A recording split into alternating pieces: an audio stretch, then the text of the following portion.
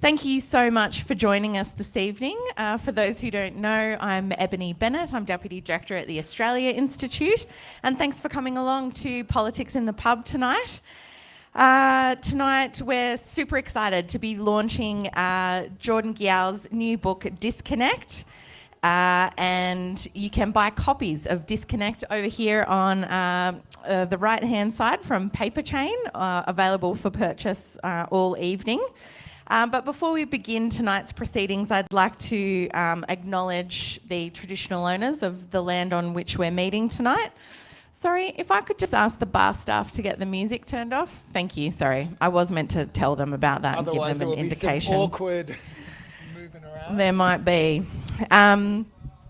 Yes, I did want to pay respects to the traditional owners, the Ngunnawal and Ngambri people, and extend that thanks to any Aboriginal or Torres Strait Islander people coming along this evening. It always was and always will be Aboriginal land. And if you missed today's National Press Club address, I recommend you check it out on iView. Pete and I were both there today.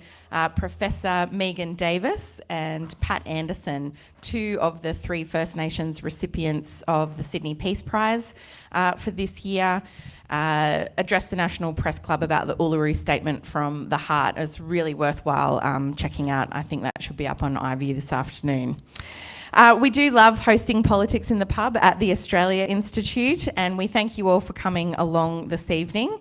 And if you can and find a moment, we do love to get donations for this evening. We put these on for free, but they're not free to run, and there's always a donations box, or you can jump online at australiainstitute.org.au. But tonight, as I mentioned, we are very excited to be launching Jordan's new book, Disconnect, Why We Get Pushed to Extremes Online and How to Stop It. Seems like a very timely book, given data breaches, Twitter being overtaken by new management, and put your hand up if your phone is the first thing you pick up when you wake up in the morning. Yeah, fair few of us. Tech is such a huge part of our lives, and I think you'll really get a lot out of this evening. It's a cracking read, Disconnect, and I'm just going to start, before I introduce Jordan and Pete properly, with one sentence as a bit of an introduction to this book, because it's how I personally feel about the internet most days. Quote is, "Something is happening that is turning smart, rational individuals into pathological caricatures, and it's to do with being online." So I'll let Jordan talk a little bit more about the book and introduce it to you. But Jordan is a research fellow at the Australia Institute's Centre for Responsible Technology. He's a former digital strategist at the ABC and head of social media at SBS, and the co-editor, along with Pete, of the Public Square project. And Pete Lewis, some of you might recognise him from when he's on The Drum, or if you're an Australia Institute supporter, from our fortnightly pole position with Murpharoo. And Pete also is director of the Centre for Responsible Technology at the Australia Institute. Welcome to you both. A round of applause, please, for our panel tonight. Jordan, why don't you start us off by telling us why you wrote the book and why you structured it the way you did? Sure. So firstly, thank you to everybody for making the time and coming out today. It's great to see. It's a great looking room. Thank you for coming out. I really appreciate it. I think there were 2 main catalysts for the book for me. I spent a bit of time in Silicon Valley, right? And that was a really eye-opening experience. And it sounds a little bit cliche, but for me, it was actually life-changing. So I've been into technology for a long time and really held big tech to this kind of ideal. But when I moved there and sort of started to see what was around, I lived in the Bay Area, there was so much homelessness. I would go into meetings in the Twitter headquarters and there was literally somebody passed out in the street. You had to sidestep, their manure on the street. There were needles. And so like the vision of tech as this kind of nirvana versus the reality of the street around was really quite jarring. So that's when I started to question, there's something in the brochure that lied. that wasn't, what they were selling us. But I think the catalyst for the book specifically was when I started to notice people around me start to become some of these caricatures. So a good friend of mine, and I call out a couple of them in the book, became a conspiracy theorist. And it happened sort of over time. It was really subtle, but it actually happened. Another one, I fell out of, another really good friend of mine became like a pathological sort of social media narcissist, and I just couldn't speak to her anymore. So it was kind of happening all around, and even before I wrote the book, I spoke to lots of different people, and everybody I spoke to really validated the idea that we actually know one of these people now, whether we admit it or not. And in some instances, we're sort of going through it ourselves directly. And so it felt like there was something bigger happening, and it was worthwhile unpacking all of that and just figuring out what's actually going on. And for those who haven't read the book yet, Jordan's, I think, structured it in a way that makes it really accessible. So he's looked at kind of different archetypes, would we call them, of people online and how they get, I guess, pushed to extremes. And those are the online conspiracy theorist, the freedom fighter, the social media narcissist, the hateful troll, the dating app pest, come across a few of those, the screen addict, and the naive futurist. And he's got different chapters basically associated with digging into those different archetypes. So I just wanted to kick off, I guess, before we bring Pete into the conversation, with why you wrote the book in that way. So I wanted to make sure that the ideas were accessible. So often when we talk about tech, it can get quite conceptual and really jargony. We throw around terms like algorithmic bias or surveillance capitalism, and it doesn't really mean too much for a lot of people. But if you talk about your uncle who's become a bit of a cooker, or your friend who attended a lockdown protest and is a conspiracy theorist, all of a sudden it's relatable, and actually you start to realize this is around me. I know this person, I probably care about this person. And there's still the same tech issues, but just through that human lens. Pete, I might bring you in at this point because you've written a lot about tech and very interested in obviously all this as well. We find ourselves, I feel like, at a bit of a moment where we're really digging deep into some of the problems that we've created for ourselves. In terms of this book, what do you think this brings that people might not have considered before? People. And it's interesting. I look at this as actually the third part in a trilogy that Jordan and I have ended up collaborating on. So I first met Jordan in 2019. I'd put out a book called Webtopia, which was my own kind of midlife crisis. I'd been a tech optimist and had worked in tech for a long time. And I ended up writing a book about how I felt we'd lost our way. And Jordan reached out, I think, on the internet. I'm not sure what platform now, Jordan. And we had a coffee and he said, what can we actually do about it? And it felt like it was just at the point where Zuboff had put out Surveillance Capitalism, which is an incredible Marxist analysis of where we're at if people haven't read it. But it was, well, let's just start sharing ideas. And so that was about the time where we pitched the Centre for Responsible Technology to the Australia Institute. I remember coming down here sort of just before lockdown, and I think we had a bit of a politics in the pub around some of these issues. And then through lockdown, we got the ideas going, and it was really exciting, and we used, all the new tools of technology to connect and share the ideas. We do a fortnightly webinar called Burning Platforms, and Jordan and I last year edited what I see as the second part in that journey, which was the Public Square Project, which was a series of essays about some of the policy challenges we had around building it. But even then, and I think we came back, I think we were here this time last year with Catherine Murphy launching that book. But if I look back on both of those projects, the missing piece was to really understand the people. And Jordan, out of the digital world, he understands UX, where you start with the person and you build the persona. And I think what's really groundbreaking about this book is that rather than pontificating or bloviating, as some of us are tend to do. He's done the hard yards of talking to people and bringing their stories to life. And it's really compelling because he's right. Everyone knows someone that's being dragged in different ways. And I think that the big systemic pieces in Webtopia that said something's not quite right, the academic pieces in the Public Square project, it's almost like we've got it arse end up, but now we've landed on the people, and I think it's the most effective form of advocacy is always to start with the people.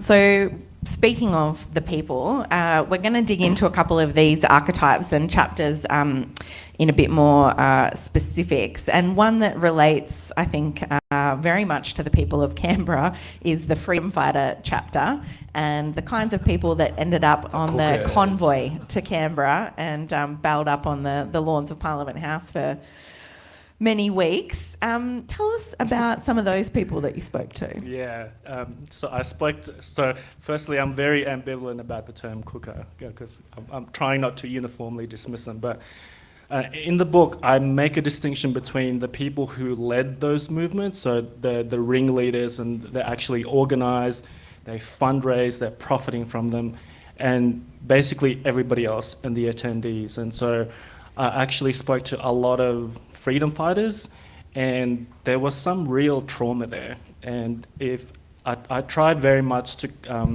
come from a place of empathy, because I think we can all agree that the lockdowns and the pandemic, I don't think anybody went out of that period unscathed.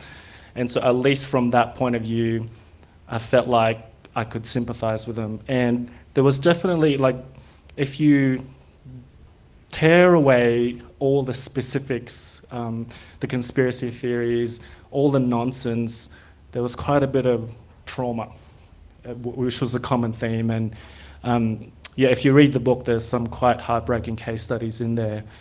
And I think there was something going on that the digital platforms were making a lot worse. And so I think that trauma and the fear and the uncertainty of that time was very much taken advantage of, both from the ringleaders of those movements, but also the technology platforms that were sort of targeting those vulnerable people and mobilizing them into these movements. And so I wanted to make sure that we add in a bit of color to those characters, and that's what the book really tries to do.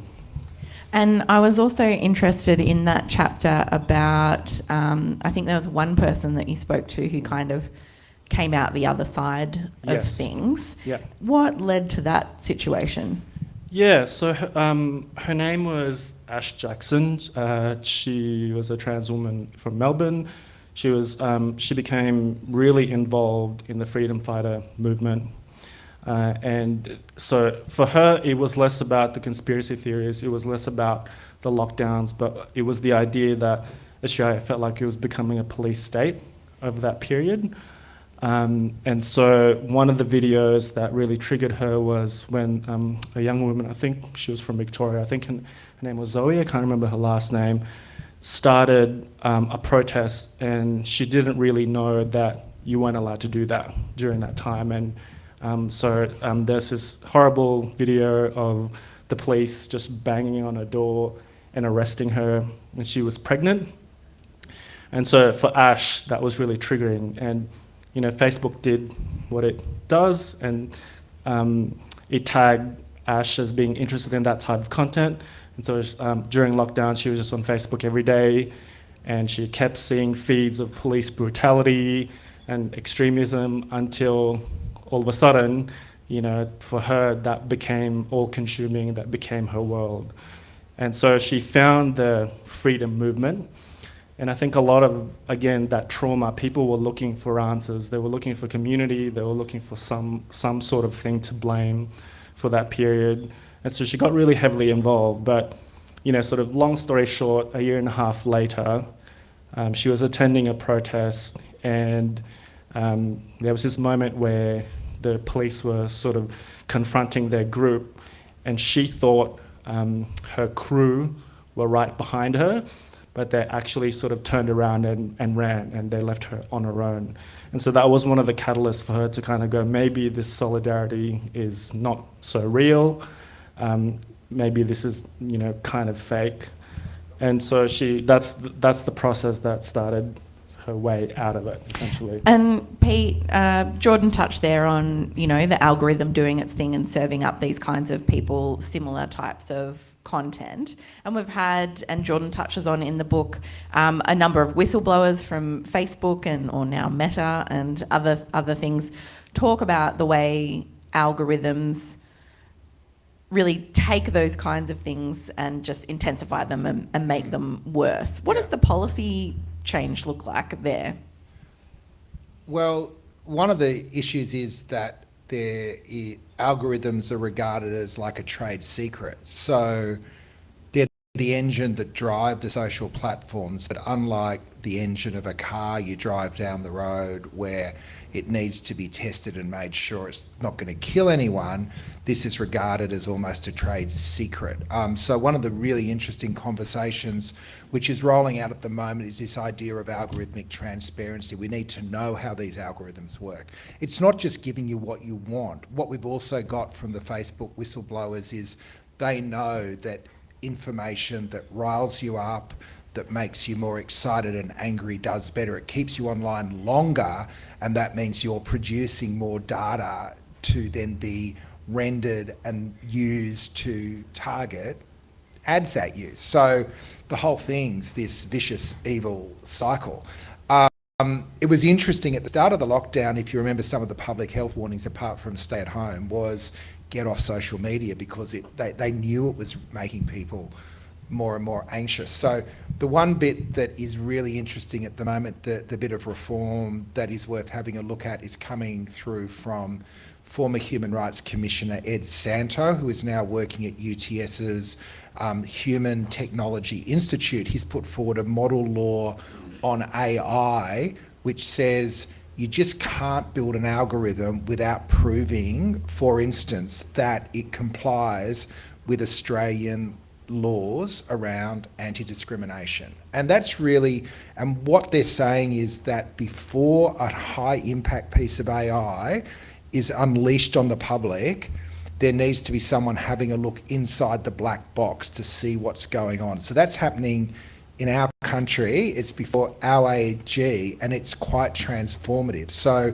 it's a long way from a law that sounds really pointy-headed, but it leads straight back to the people Jordan's speaking to. Yeah, and Jordan, in the book you kind of talk about what some of those whistleblowers have revealed about how damaging those algorithms can be. What are some of the impacts? What are some of the negative consequences that the social networks know about and do anyway? Yeah. So the most public one was from a woman called Frances Haugen, and it was internal research that was commissioned by Facebook that sort of proved that Instagram in particular was toxic for young people, in particular women. And so there was actually like a high degree of suicidal ideation, mental health issues, depression, etc. But the other one that is timely again, because I think he was on the news earlier this week, was the Christchurch mosque shooter. And so there was actually that commission, royal commission from the New Zealand government that actually found that that guy was radicalized on YouTube way more than the actual terrorist website. So I think the quote was something like, YouTube was a source of inspiration and motivation for the Christchurch shooter. So the links are, it's like a thick line now. Yeah. The other chapter I wanted to ask you about was the conspiracy theorists and the trolls. And I'm not sure how much overlap there is between the two, but the conspiracy theorists strike me as kind of where a lot of people, I don't know, get sucked in. Yeah. Yeah, so there's probably, so to your other point, there's a lot of crossover between the archetypes. So the freedom fighters are probably conspiracy theorists. The social media narcissist is probably a screen addict, and the dating app pest probably trolls women all the time, so they're just like useful entry points, but really it's not clean at all. But the conspiracy theorist is interesting because one of the origins of a lot of the conspiracy theories that we have now is QAnon. I'm not sure if you guys are familiar with that. And it's bizarre, it started in the US, And sort of over time, it became this kind of amorphous monster that didn't make sense anymore, but it kept absorbing other conspiracy theories into it.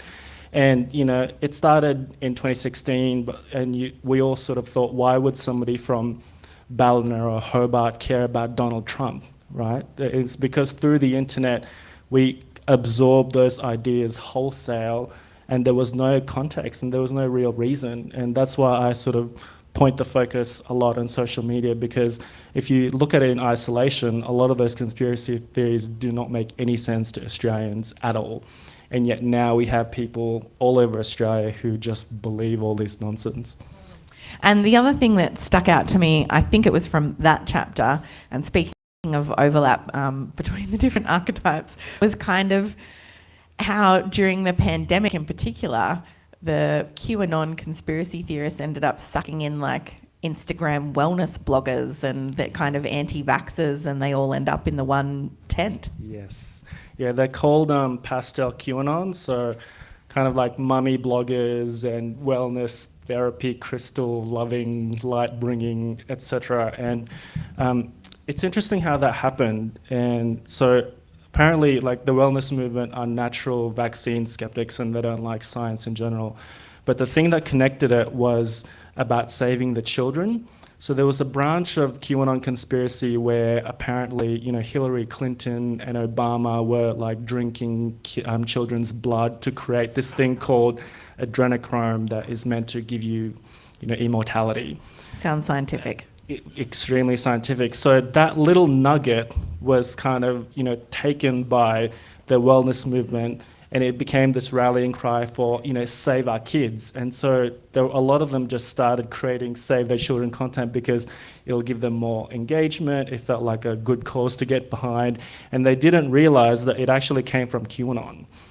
And so that's why QAnon is so insidious, because it tends to absorb all these nonsense ideas and legitimizes it. But it's really like this bizarre virtual reality game in that Q sets out little breadcrumbs that can be read in many different ways, but are interpreted as, you know, exposing pedophilia rings in pizza stores in New York. Serious. And there are members of the US Congress who have been elected basically through the energy and the community that's been created. And there might be a few more elected by the time we finish I don't know. tonight. I keep wanting to check my phone. I don't think it's going quite as bad, but it's still pretty bad tonight. Yeah. Before we move on to this kind of social media narcissist for something perhaps a bit lighter, I did just want to ask you to reflect on some of those differences, Jordan, that you outlined in the way social media companies manage their own online environments. And I was really struck by Reddit in particular, which relies a lot more on human moderators and enforced kind of community standards that those internal communities create, versus Facebook's kind of much more automated approach. Yeah, so there was a thread between some of the more darker platforms and Facebook, and in the book I say Facebook and YouTube kind of normalize these things, and there's actually a lot of, you know, really vile stuff that happens all the time in platforms like 4chan and 8chan. I'm not sure if you're familiar with it, but it's too weird and too strange for most of us to get in those spaces. So they're genuinely niche platforms. But there were a couple of jumping off points that led to the conspiracies breaking out, essentially. So one was when it jumped from 4chan to 8chan into Reddit. And I'm not sure if you're familiar with Reddit. It's kind of a series of forums, essentially, with a lot of specific subjects. So that was one way it got a bit more mainstream. But Reddit still has a few controls in place. And so there are these things called karma points, where if you're an active Reddit member, you know, if you have like a score of 1,000, people know that you're kind of real. Whereas if you're there and you have a score of 1, then you're probably a grifter who's just causing trouble. And so Reddit has a bunch of controls that still kind of tend to manage the content. Whereas the real problem was when it jumped from Reddit into Facebook and YouTube. And Facebook and YouTube don't moderate anything because it's costly, you know, they don't bother. And they don't think they have a responsibility of doing those things. So, you know, what was in this niche place became basically spread, and it got mainstreamed and popularized. And that's when the problem started to really happen, because we all just kind of copped it with no controls around it. And Pete, that really, I guess, shows that it doesn't have to be the way Facebook does it, that there are alternatives. You can create different types of communities and different rules, and but we just haven't really gone down the path of regulation at all when it comes to social media in particular. How much of a problem are we looking at there? Largely it comes down to recognising what the business models behind the social media platforms are. And Rod Sims, when he handed down the report into digital platforms, got it totally right. They're advertising monopolies. So they exist to sell ads. They don't exist to connect. Their business model is to sell ads. And of course, with the time and the resources and the energy, we could build models that serve other purposes other than selling ads, and they'd be very different looking platforms. To me, a lot of it comes back to the model of development of technology is driven by venture capitalism. It's driven by people who want to be the next billionaire. You know, Robert Reich is right. Every billionaire is a public policy failure, and billionaires run all our major platforms. So, but we also have choices. There's this really vibrant debate going on at the moment for those that have already jumped off Facebook. Do we now jump off Twitter now that another billionaire's taken over that with a bunch of values that don't seem conducive to civility? And it'll be interesting how that plays out. Do we actually, do these platforms fill such a void that we submit to them? Are we able to find solace in other forms of connection? Coming to a place like this in real life, sharing, email threads or discussion boards. The original internet wasn't like this. The original internet was a series of discussion boards that people shared in. No one made money out of it. People built the infrastructure on free software, and it was a joint enterprise. It almost seems naively utopian now, but in 2 or 3 short decades, it got monetized, and there are consequences to those models. We'll go to questions from the audience in another few minutes, but I did have a couple of final questions. One, I did want to touch on the social media narcissist and that chapter, because I just think in my own life, friends that I know who on Instagram look like they've got the most amazing life ever, and only because I'm besties with them do I know that things are falling apart in the background. But I think you were talking about something slightly different from that, but we've all got experience of kind of being addicted to our phones. Tell us a little bit about the social media narcissist. Yeah, that one was a little bit personal. So the case study that I chose was that good friend of mine who I had a falling out with. And, we've all probably been to like a birthday party. And the example that I gave was it was her kid's first birthday. Anyway, it was awful. And she only cared about the Instagram photos afterwards, is like long story short. And so what the chapter tries to unpack is, through these social platforms, relationship with what's real or what things are supposed to look like is kind of getting warped. So a birthday party all of a sudden is a photo shoot, or like a random thought becomes an inspirational quote that we plaster out there, So like we're constantly performing to the standards of these social media platforms, and it's obviously not healthy.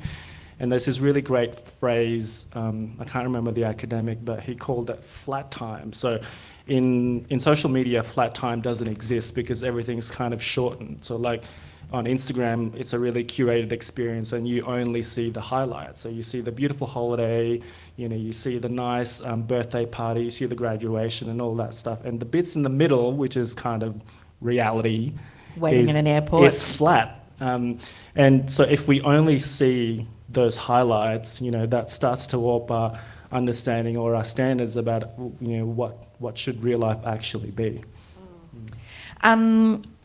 Before we get to questions from the audience, and if you do have questions for Jordan, we've got a microphone up here, if you could come and line up there for us. I did want to spend a little bit of time discussing some of the public policy solutions that you canvass in the book. How do we go about fixing some of these problems, or at least arresting the decline or the polarisation, shall we say?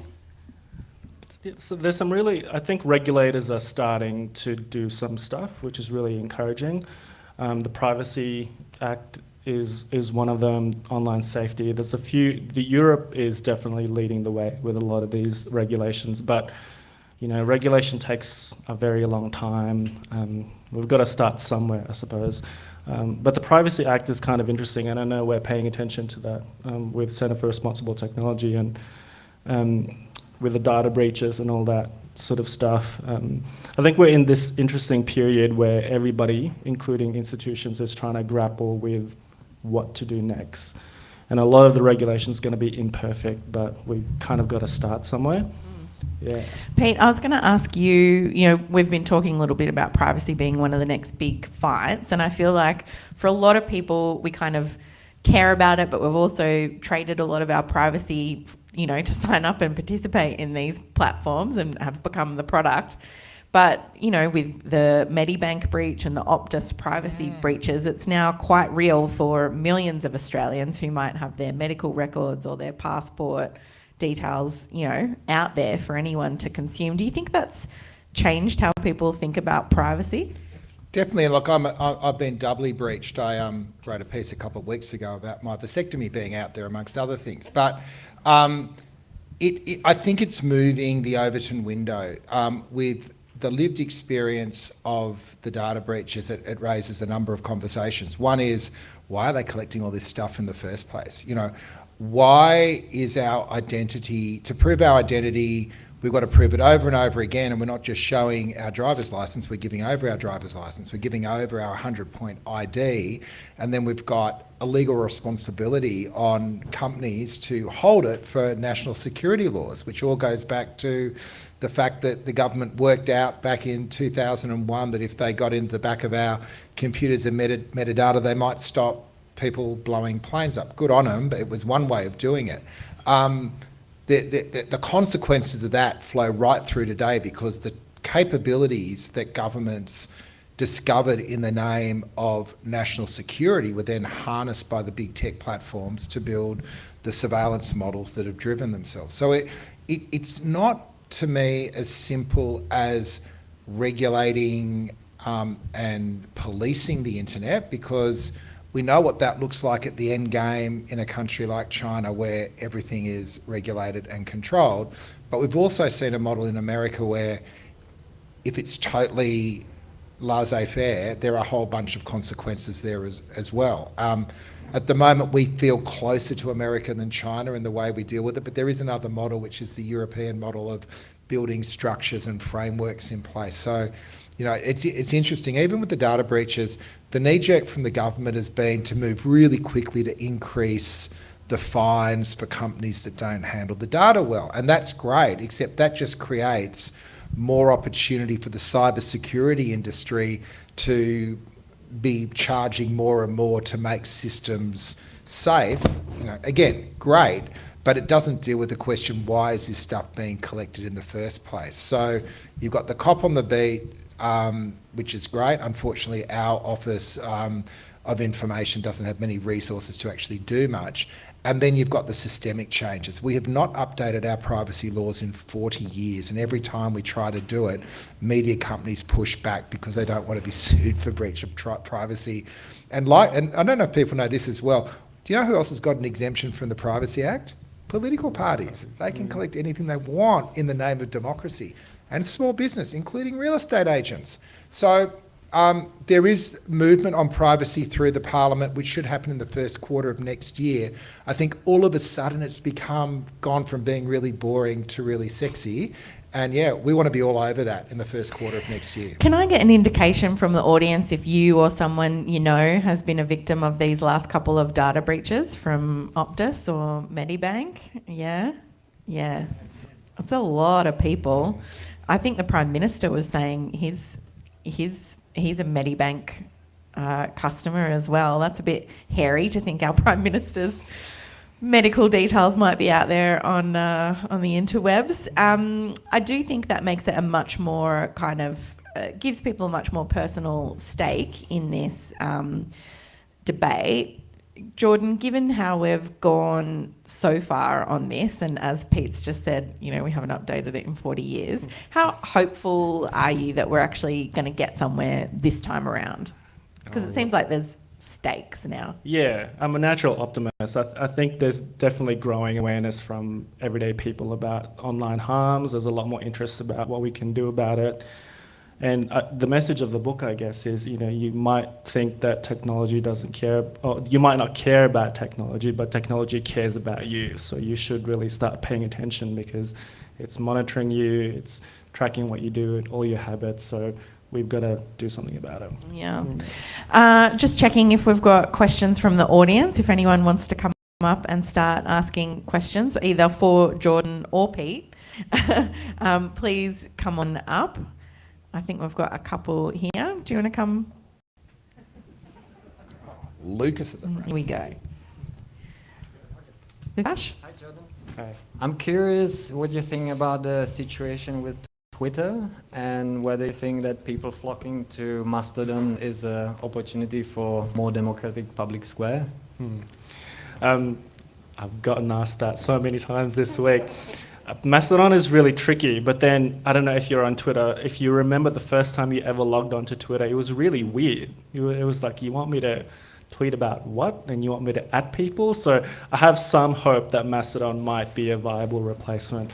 But look, Elon Musk, super volatile, he changes things daily, but just the idea that one person owns such a big part of our communication system is obviously a problem.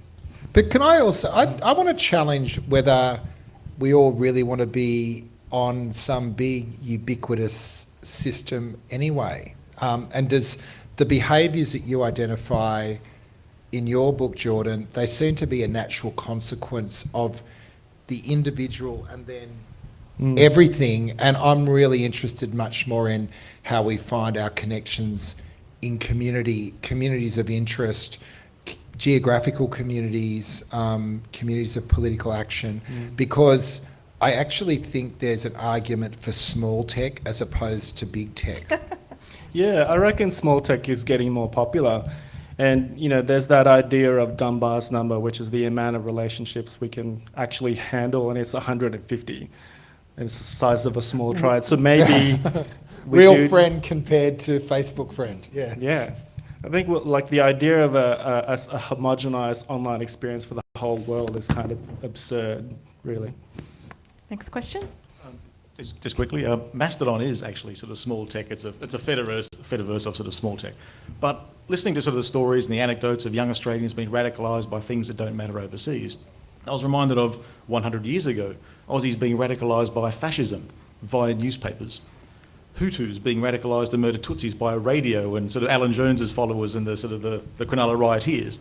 At no point in the past did we blame the medium. It wasn't newspapers' fault or radio, but we're blaming social media. We seem to be absolving the organisers and the followers of their responsibility for their conduct, and perhaps falling into the trap of blaming the social media because it is the social media that largely contributed to that last excellent election campaign we had and the election result.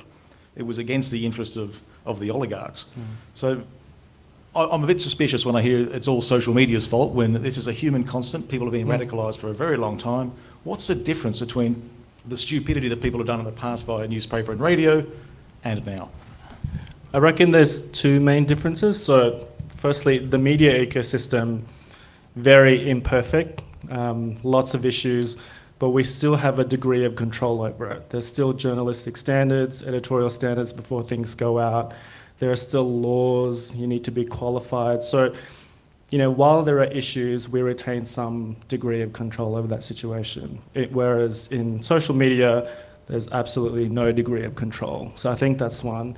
And the other one is the sheer scale and size of the platforms, which is, I think, is what's different. And so if you have this environment where there's no regulation and no control, and you have no other choice but to be in that platform, I think that's very different from a situation where, you know, there's a local paper and, you know, you can choose to look at it or not.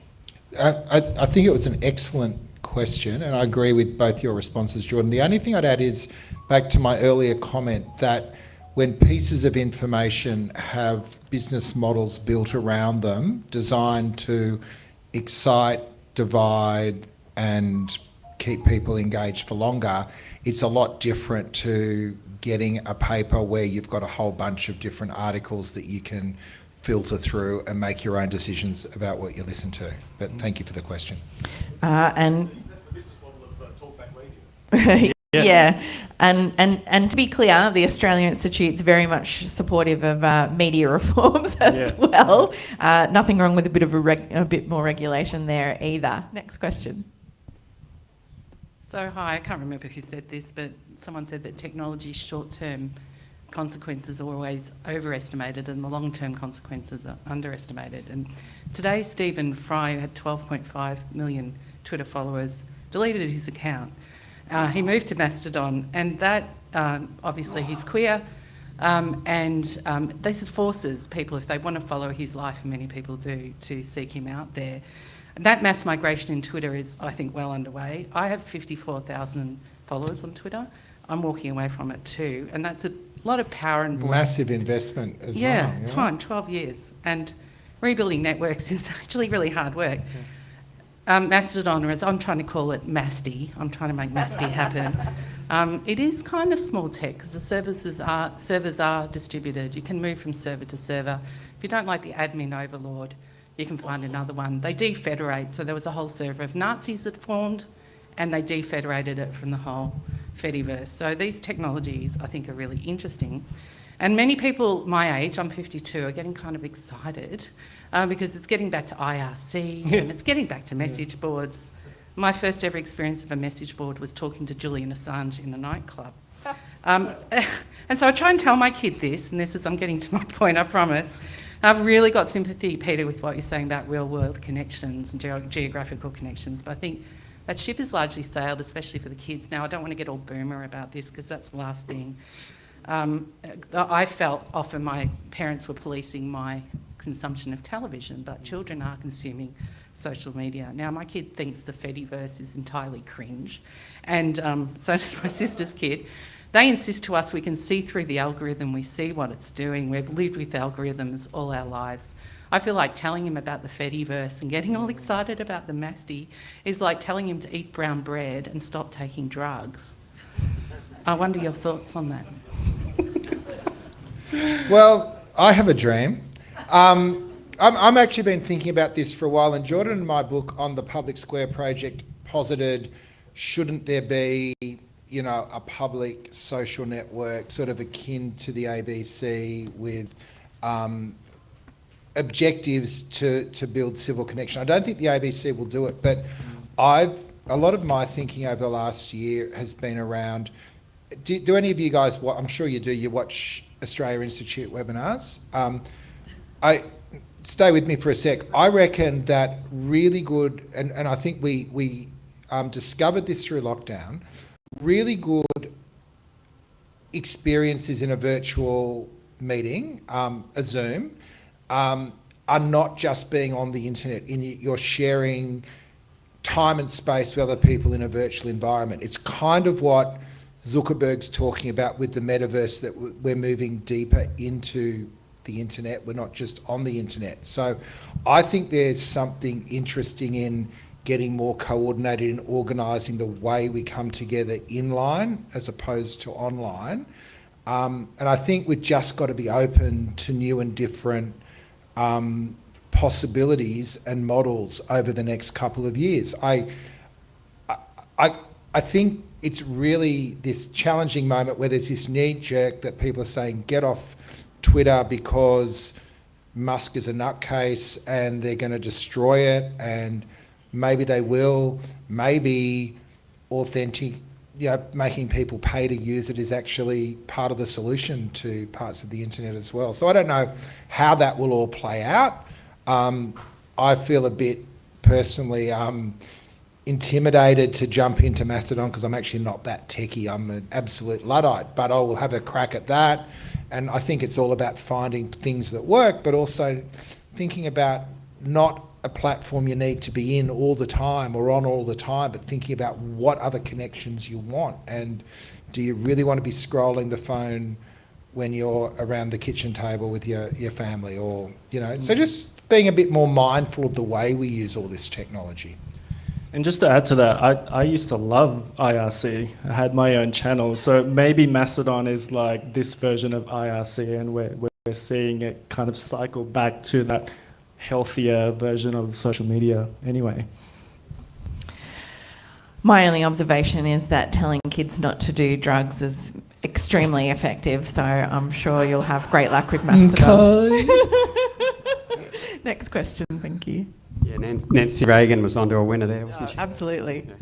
Hi. Just a couple of observations. Sorry, first of all, I haven't been to politics in the pub for a while, but there used to be a roving mic, and just a bit of feedback that maybe some people might feel intimidated having to come forward like this, like it from your point of view. It's a nice and intimate experience, yeah. From our point of view, it's Partly a little bit... this is a hangover from COVID times where we didn't want to hand stuff around just one central kind of place. But yeah, thank you for that feedback. Fair enough.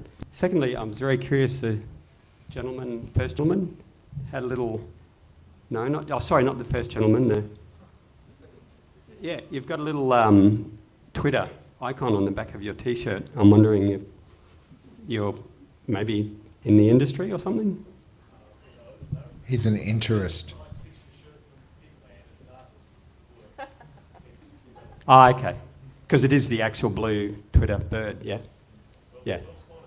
Yeah, anyway, I was standing right behind you, so I couldn't avoid seeing it. But, yeah, okay, cool. Do you have a question?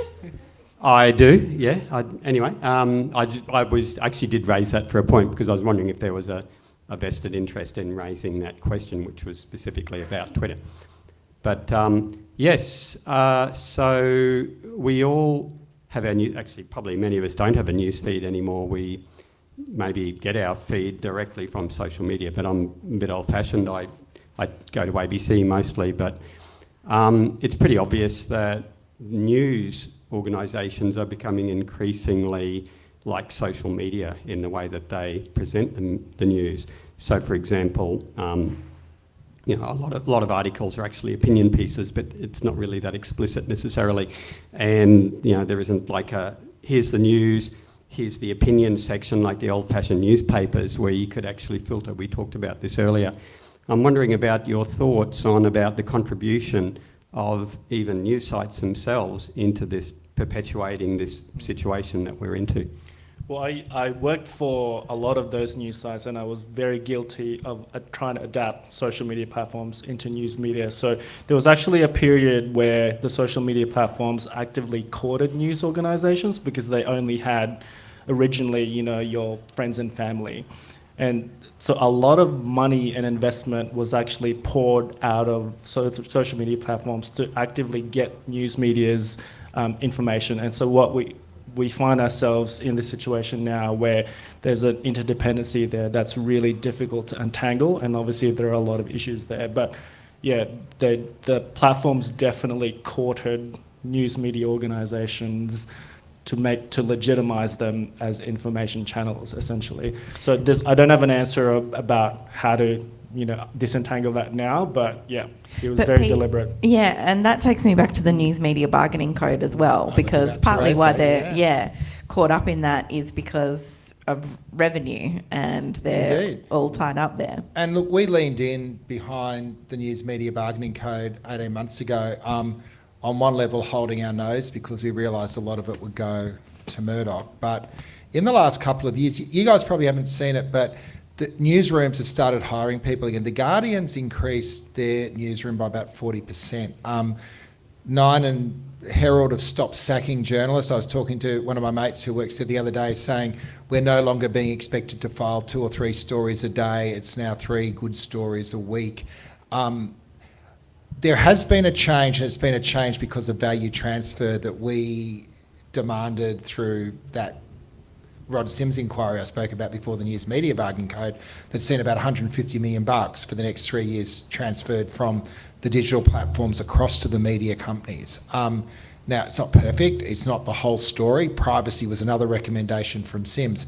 But there is some grounds for optimism around where the Australian news media is up to at the moment, and people don't really talk about it. Next question. Thank you. My question is, does social media sort of force a rethink of freedom of speech? On the one hand, we seem to have let companies into our living room selling us rage based on this idea of freedom of speech. On the other hand, the idea of controlling online speech is very popular with nasty authoritarian regimes. So, do we need to rethink freedom of speech because of social media? How can we do that without giving up hard-won rights? I feel like people have different or interpretations of what freedom of speech means, which is part of the problem. And what's tricky for me in social media is that erosion of a common understanding between everybody. And so now if you have an argument with somebody, it's grounds for a different set of facts. So, you're entitled to your own opinion, but not your own set of facts. And the fact that we're questioning that foundation is really tricky. Murphy calls that kind of we're in the post-truth world. But there's also this sense, like, it's a very American construct, libertarianism and freedom of speech. And I think what we're seeing is actually platforms that have built on a libertarian mindset finding their way into a culture that has always been more organised. So in Australia, we've never had pure freedom of speech. There were requirements on the media. There's libel laws, there's slander laws. Like, if you slag off against someone in the pub, there's a course of action. And so this idea... And we only have implied freedom of speech, as it turns out, as well. Yeah, but also... At the early days of the internet, there was this critical piece of legislation passed in the US. It's Section 230 of their Communications Act, which said that any internet carrier would not be responsible for what it was carrying. It was akin to a telephone company not being responsible for what you said over the phone, and that kind of drove that whole idea that you could allow anything to happen and you wouldn't be responsible. The inflection point to me was when those platforms started monetizing and influencing what people saw on the platforms. It became something totally different. Now, we struggle for the metaphor about what these platforms are. Is it like a telephone line?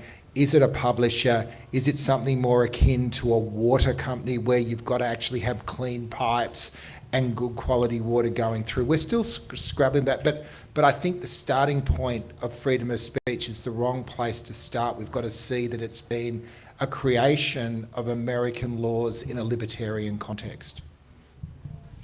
Anything else to add to that one, Jordan? On freedom of speech, I do think it's interesting too the way that intersects. We've talked a lot about the intersection between social media platforms and the actual media itself. And the media also seems to be struggling a bit with freedom of speech and freedom of the press, and some of those issues coming up quite frequently as well. I did just want to bring us, I guess, back to the book and the kind of optimism that you had for technology to begin with, Jordan, because I think a lot of us felt that way, and we're all promised all these great things were going to be delivered by technology, and in many ways it has delivered on that. We're more connected than than any other time. No matter what you're into, you can find your niche little community of people that love that particular thing as well. There's a lot of great things that it has delivered, But in terms of, I guess, coming back to that optimism and where it all went, where it all went wrong, I mean, what's your vision for where we could take things and what it might look like if we can start to steer the ship in a much nicer direction? Yeah. It's getting harder to be optimistic with Musk and all the Kanye and all this stuff. But yeah, I guess, the more aware we are of these issues, the more we can sort of do something about it. And the fact that, we're having this discussion here and, the book has been really well received, I'm generally quite optimistic with that result. And there's a rebalancing happening with all over the world, and it's just we're in that difficult transition period where we've gotten used to a specific set of digital platforms, and we're trying to navigate our way out of it. So there's probably a teething period where it'll be really difficult and crap, and then hopefully on the other side of that, it'll start to get a little bit better. Excellent. Well, we might wrap it up there, and we might see you all on Mastodon if you abandon Twitter like Stephen Fry, once we can all figure out how we get on there. I'm a little bit troubled that I needed a whole explainer to figure out how to get on there, but maybe I will figure it out. If I could please get a round of applause for Jordan Guiao and Pete Lewis.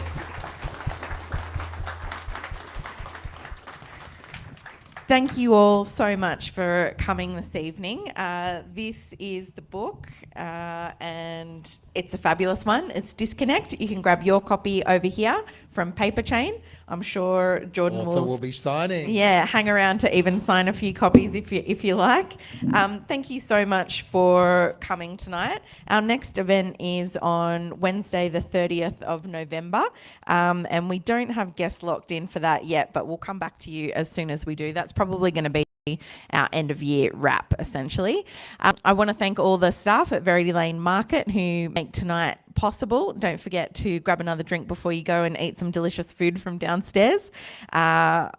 I do miss the ramen place, but the South African curry was really delicious tonight if you need to try something new. Thank you always to the Australia Institute staff that make tonight possible, Hannah Brown and Hayden Starr in particular, who did all the AV tonight by his lonesome. Thank you, Hayden. And tonight's event was being live streamed as well, so thank you to everyone who joined us online. Don't forget to subscribe to our podcast, Follow the Money. This week we're talking about our latest Climate of the Nation report. It's the country's longest running survey on attitudes to climate change. And thank you again for coming out this evening. We really love to see you at Politics in the Pub, and we appreciate your support. Don't forget to go and buy your copy of Disconnect. Thanks very much, everyone. Good night.